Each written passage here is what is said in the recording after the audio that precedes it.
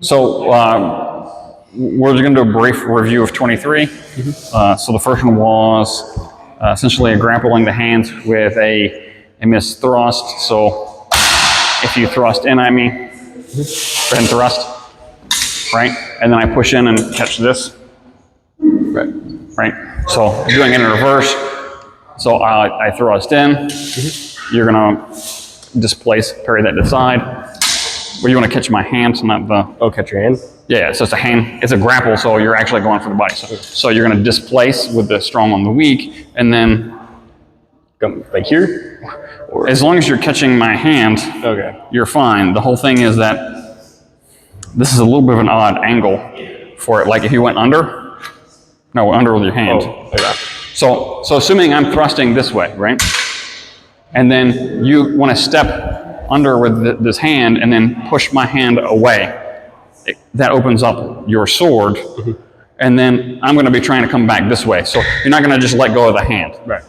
So. But when I thrust, you displace, then you come in and catch with the hand, with the hit, and then you're going to take this sword after the hit and come back down to try and like catch the hand with your arm. Then you can release with that hand and push with that sword, right?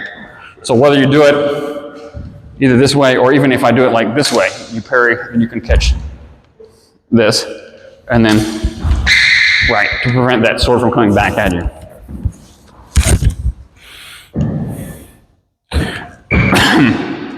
So the next one is the elbow grab. So the hand grab is for close thrust where I'm coming at you. I expose that hand because it's the furthest thing out, right? The elbow grab is like, so I go for like a high strike, and you block high, right? Now because your arm's up, I can catch this. Right. And the whole thing is any high block. Now, like you're just doing, I did it for you for an attack, so you blocked high, and then that exposed the elbow for me to come in. Also, if I'm attacking high and you block, and then you reach for that elbow, the biggest thing is that you're drawing that arm up high and then placing it in. And as long as you hold that arm, you should be able to attack my body fine. And then before you let go, you want to strike back in on my arm, hand, sword to control that escape. All right.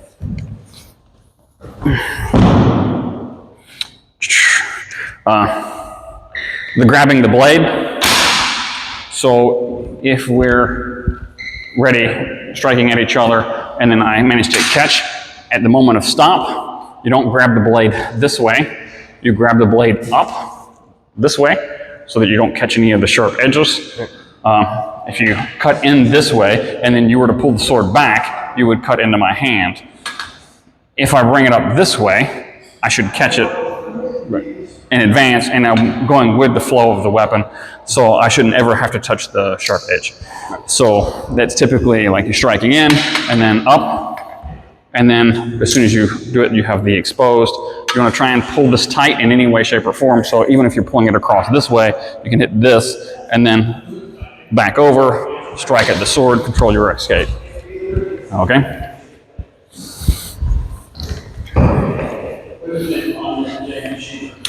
So the wrapping the torso is the next one. So this one, you're strapping it into a bind, and then you're going to step forward with the back leg.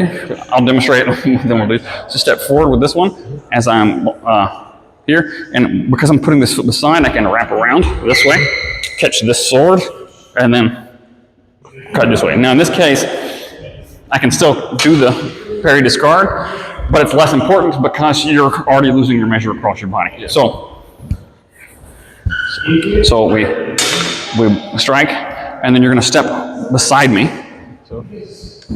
Right, and then right around this way. So and then would I rip your arm? Well, so if you get the block, let's do it again. If you get the block close, and then you step close, step with the other foot first, and then you can wrap tight, and then you're able to do that. To avoid grabbing the blade, go low with a hand. So you would go low, right, And then now that you have my sword, you can cut, leg, hit at me. Right. Even with a two-handed sword, there's a gap between my hands usually. Sorry. So let's execute from the start though. So I strike in, then you're gonna pull back around. Go. For some reason, you're going over the shoulders. Go under the arm. Okay. Right. So strike, and then there. Right. So even if you catch the hand, that's fine. You still have control of the weapon, so that I can't attack you either way. Right. Then you can stab me, cut my leg, whatever. Okay. So that's the one for wrapping around. There is one with the wrapping around where you do like an actual hip toss, where you strike in, you step, move in, and then you like grab the wrist, grab the sword, and then actually like grab the legs and then throw you over, right? Typically we don't do that because swords in motion with full body weight can be bad for us and swords. Yeah. Along that same event, there's another one where you get ready, you strike in, and then you step on the foot, and then you would push the person to throw them off because they can't move their leg. We don't do that because the shoes we wear really aren't suited for smashing each other's feet, and we don't attack or aim for the feet. But in a historical setting, or if you were dueling for your life or whatever the case, you'd absolutely do that. Yep. So I'm saying it's a thing. I'm also saying don't do it. So it's historically supported, just don't do it here. Yeah, it's kind of like we say with kicks to the chest and so forth. Yes, it's historical. No, don't do it. Unless these are sharp and we're fighting for our lives. What? Unless these are sharp and we're fighting for our lives. Yeah, well then there's no rules. Just live. We have one here grabbing the edge of shields, but we'll just pretend we have shields for a second. So in the case that we have shields, you strike to like control the weapon, and then you catch the shield. Now, because the shield's usually on the arm, even if it's a buckler, if you twist the edge of the shield, it twists the arm with it. It also brings the shield forward enough you can cut behind the shield off of the weapon. So it's kind of a rotation, and it has to be forward. If I do this and I try and rotate back, I go against your whole arm, and I'm not going to be able to do that. It'll also compress against your chest. So you have to pull the shield forward this way to unblock the arm, and then cut across this way. And then the last one was the half sword hook. Oh, yes. So, you remember how to do this one? Yeah, I think so. Come here, grab here. Right. Right, and then you can possibly hit the side and then cut the arm, and then you're doing this defended. Yeah, and then retreat out, make sure that you're safe. Cool. All right, that's the review. Now we're gonna do part two, which is arm bars and form breaks. Not bone breaks, not knee breaks. Okay, so Breaking one's form. yeah, it is a form break, okay? So the first one is an arm lock with the handle here. So you strike in, and in the case that you have a two-handed sword or sword with extended handle here, you're pushing into the sword, reaching over into the arm, and then pulling this way, right? This pulls you out, but also you can see now that I have your hand and your weapon on the sword, and I'm inside your weapon. I can then grab the arm or whatever the case because it pulled you out of form. Okay, so it's going to be hard for you to execute that with that particular weapon. We'll see what you can do. So we strike in, and then you want to reach over with the pommel and try and catch my wrist. So I would, okay. And then you're trying to catch in that position. That handle just doesn't quite have the length to do it. It's a very short. For this, yes. So I strike in, and then you go with that guard. How would I do this? Exactly. So you just go into this wrist position, and then pull, right? So you're going to let go of that back hand when you reach over. Oh, I get it now. Okay, so it would. So you strike, and then But you don't even have to grab this. The whole thing is that you're catching this as a hook onto my wrist. Right. All right? So, yeah, I'm letting go with my top hand? No. Keep the top hand. Strike, let go of the bottom hand, hook the pommel over, and then as soon as you get over, you're going to dig this into my wrist and pull. Like that. Right. Now, this prevents me from doing much of the sword, and if you pull this way and then step back with your body, I can't actually hit you with anything. Even if you don't hold this sword at all, just pulling this hand, now you've freed the other hand to push my shoulder, any sort of grapple, grab on the elbow and push down to keep my arm from coming up. Right. Any of that locks? Yes. So once you've done this, you've pulled me out of position. You also have the sword presented on this side. So you can catch this arm, trap it, and then stab me. So I'll show that one to you one more time. So if I stab, right? So,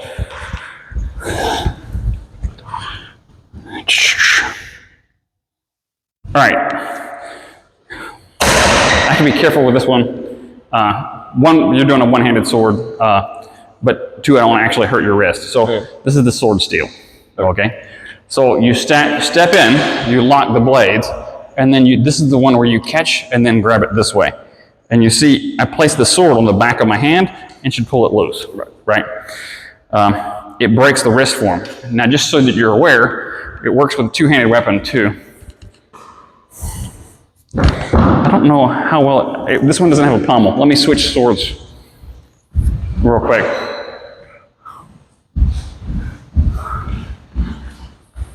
Thank you, ma'am. Here. All right,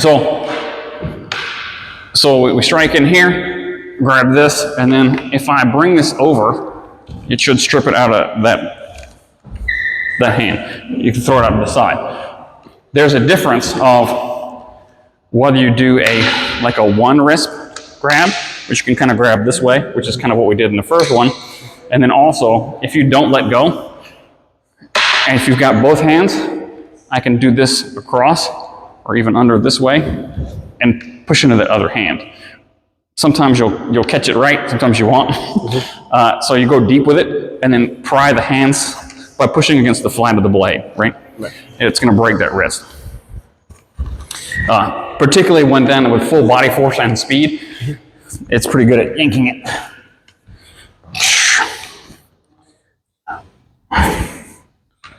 All right.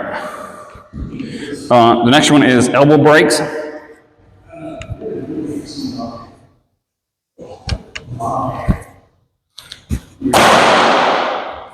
So with this one, you strike into this, you're locking the blade, you step, sort of triangle in behind, and then drive the elbow into this position, which locks the weapon, straighten the arm out, so now you don't have that weapon in play. I can stab you, and then push down on the sword to try and control the weapon, right? So you'll stab in. Stab in. Or right. Step in, right? So you stab, and then you're going to triangle step in. Okay. And what? Step in close, rotate around, and then take that elbow into my arm. Right, to control the weapon down. Right. You want to lock this arm into the position, then you can let go of this one to catch that guard, but you could also just catch into my wrist to prevent me from raising this arm up. Now your other arm is free to attack. Okay? So we strike in, elbow over. Well, don't let go of the sword first. You want to control with the weapon, and then you're going to step in, elbow first. Push this, and then push the sword away. Okay, so boom. Right, and then now you can push the sword arm, and then with the full control. We didn't let you do the sword steel, so let's do that one too. So this one, and then you move in close. You're gonna grab these together, and then bring the pommel over the arm, and then pull this back, taking the sword away. I got this. Yeah. In tournaments, you're not allowed to throw the sword, but I've actually pulled that off a couple times in combat, so I do know it works. Not guaranteed every time. There's also a counter to this, which I forgot to mention earlier. If someone's doing the sword steal, and then you're trying to do this, bring it over with a two-handed sword, as soon as they catch and try and bring it over here, keep that hand on, now let go with your front hand. And it pulls through. So now you can actually grab back, and then we're in a situation here. So because I'm trying to jerk away, I'm probably going to shorten the safe out. So anytime someone tries to do the sword steal, you push over, and then as soon as you see that catch, and then they try and go, you let go with that front hand, and you can, like half sword, go back in.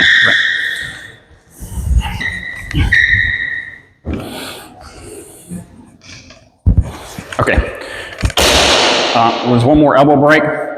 So let's say I go from a weak sign, I block to this, and then I step triangle in, and then actually bring the sword down on the arms.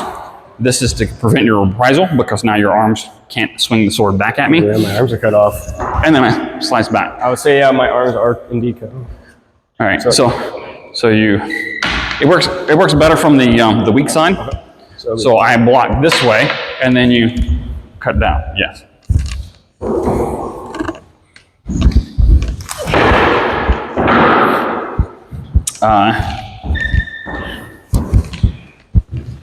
And then there's a knee break. So this one is where you step in. So I attack on this side. I move forward, and I basically do a step here, and then push this knee into here, and I can kind of ram my body this way. Breaks your forearm. I hit you, I pull back. Okay. So I'll do it again, and then you'll push that. Okay. So now you'll attack in. You want to step in beside my leg. Yeah, and then you push that knee in, and then should open myself up. With the free hand too, you can also push on the shoulder to give me an extra kind of shove. But as soon as that knee breaks and you push, you should have enough control where I'm trying to gain my balance, and you have an opportunity to attack and then hit back away. So that one's the side. The other one is similar. So this is a little bit more like the one that you wrap around. So you step in. So before we did the grip where I stepped in and then I stepped around, right? So I reach around and grab under or behind, trying to grab this sword, and then I hit with both knees, and then basically push you forward. If I do it right, I'm going to send you on the ground, and then I just stab you. Yeah, we'll let you do that one real quick. So you strike in, and then you're going to step in, wrap around, right, and then push, and then.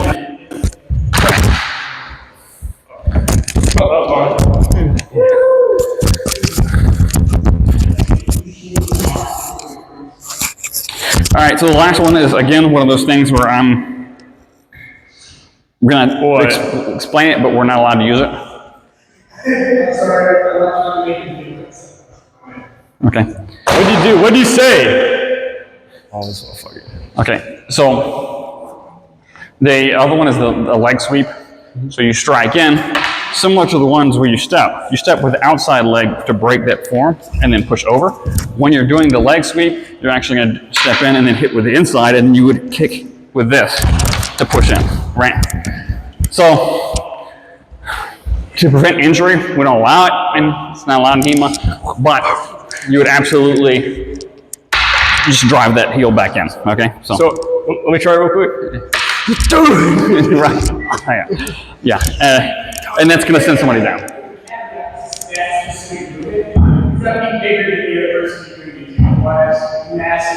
Okay, let's try it out. That's not true. Let's try it out, Ethan.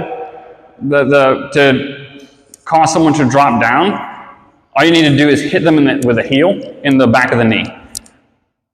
If you drive your foot into the back of someone's knee with that kick, I guarantee you their leg will buckle. If their pressure is on their front leg because they're engaged, it's weight bearing. So when they buckle, they're going to hit the dirt. Okay, let's try it out, Ethan. Yeah, that's good. Anyway, that's the class. I'm sorry, I didn't mean to. Okay, good. Grab the sword.